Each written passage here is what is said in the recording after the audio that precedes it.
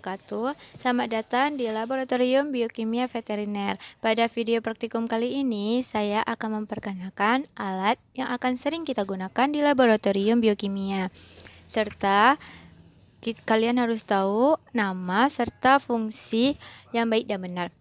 Selain itu juga, saya akan memperkenalkan lambang yang akan sering kita temui pada bahan kimia. Di depan adalah alat-alat yang akan sering kita gunakan di laboratorium. Yang pertama, ada beaker glass. Beaker glass berfungsi sebagai wadah untuk menampung, mencampur, mengaduk bahan kimia. Pada beaker glass juga terdapat skala yang digunakan untuk mengukur volume yang ingin kita campur.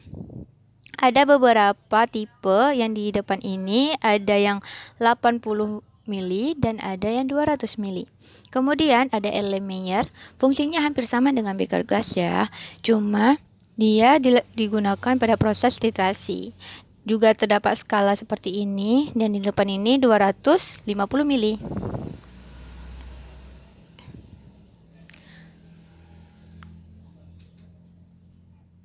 Kemudian ada gelas ukur. Gelas ukur ini berfungsi untuk mengukur volume.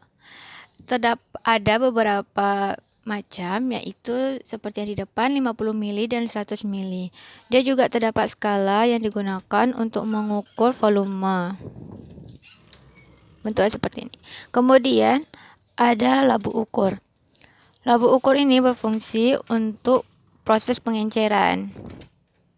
Dia bentuknya seperti ini dan terdapat juga batas pengenceran di atasnya. Kemudian ada tabung reaksi.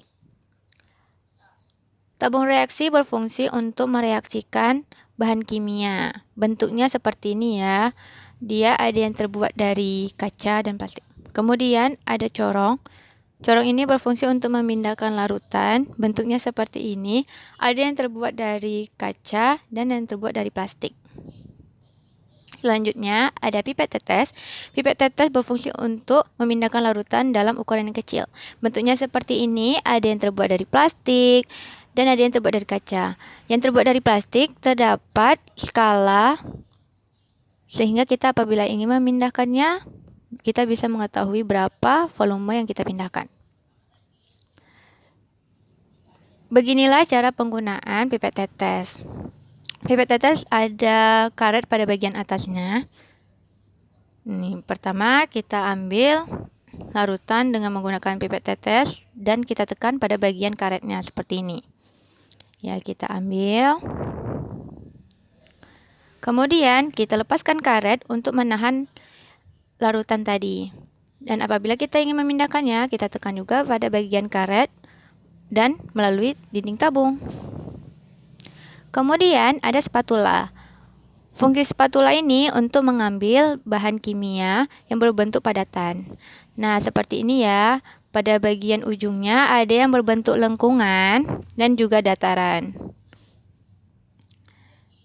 Nah, seperti ini bentuknya. Kemudian ada pipet ukur. Pipet ukur ini berfungsi untuk mengambil larutan juga. Biasanya dia dihubungkan dengan filler seperti ini. Cara penggunaannya, kita kosongkan bola dengan menekan tegangan A atau aspirate. Seperti ini. Kemudian kita hubungkan dengan pipet ukur.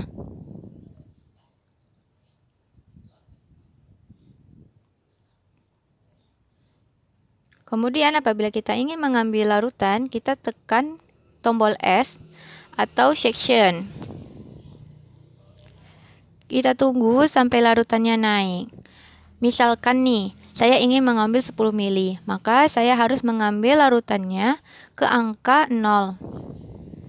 Seperti ini. Nah, sampai menunjukkan skala angka 0 ya.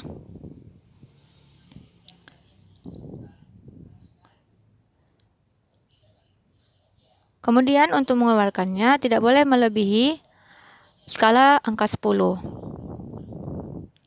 Kita pindahkan ya ke wadah yang lain. dengan menekan tombol E seperti ini. Nah, harus melalui dinding tabung ya. Jangan sampai melewati skala angka 10, ingat ya. Ya, begini. Kemudian ada cawan Petri. Cawan Petri ini berfungsi untuk inokulasi bakteri. Bentuknya seperti ini, ada tutupnya juga. Kemudian ada objek gas. Objek gas ini berfungsi untuk melihat benda yang berukuran kecil. Bentuknya seperti ini. Nih, dia sebagai tempat. Nah, kemudian ada bunsen. Bunsen ini digunakan untuk proses pembakaran. Di dalamnya terdapat bahan bakar spiritus dan terdapat sumbu juga. Kemudian ada penjepit tabung reaksi. Bentuknya seperti ini. Bisa dilihat ya, ada genggamannya dan ada penjepitnya seperti ini. Nah, begitu.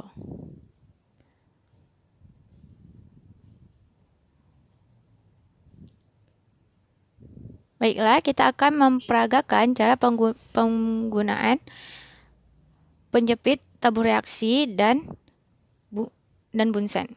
Nah, seperti ini ya. Kita jepit tabung reaksi terlebih dahulu.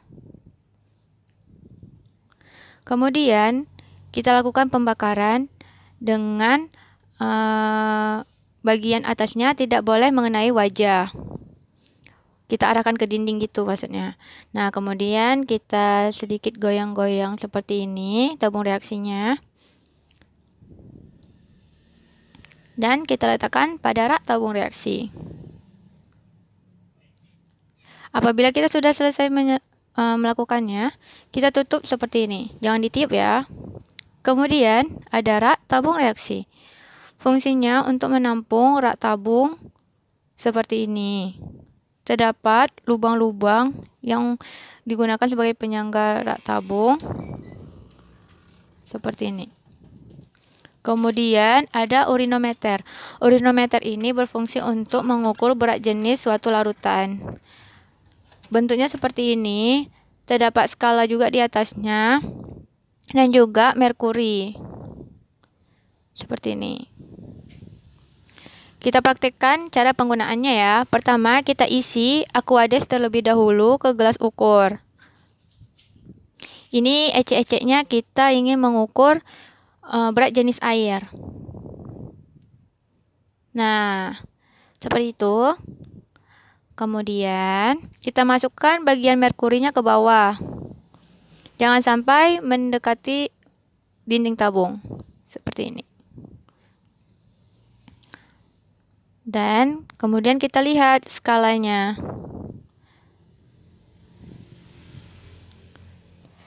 Dan di sini bisa kita lihat ya, berat jenis air berdasarkan skala yang tadi kita dapatkan 1,000.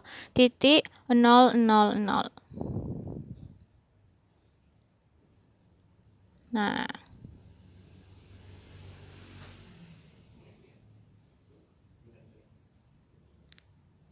kemudian ada mikroskop.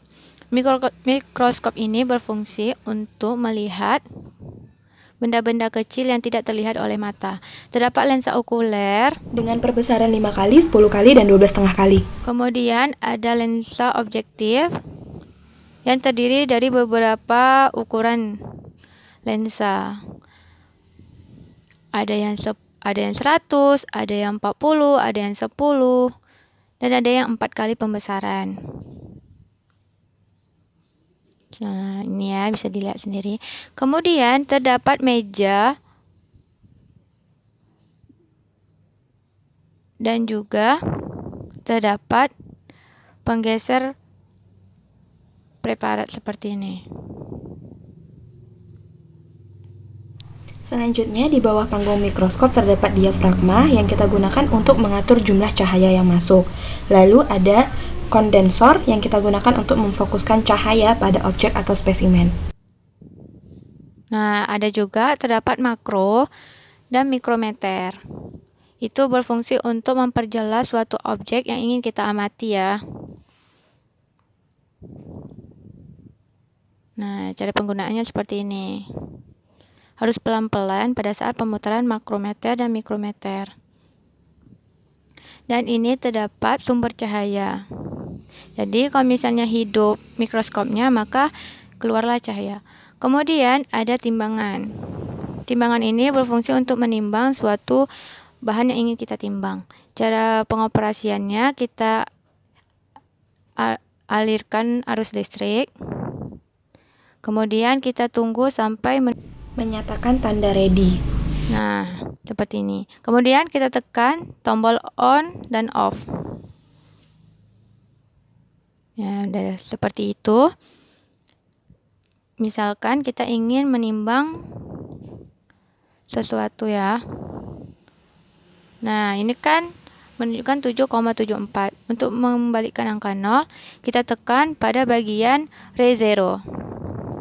Dan bisa kita gunakan deh untuk menimbang.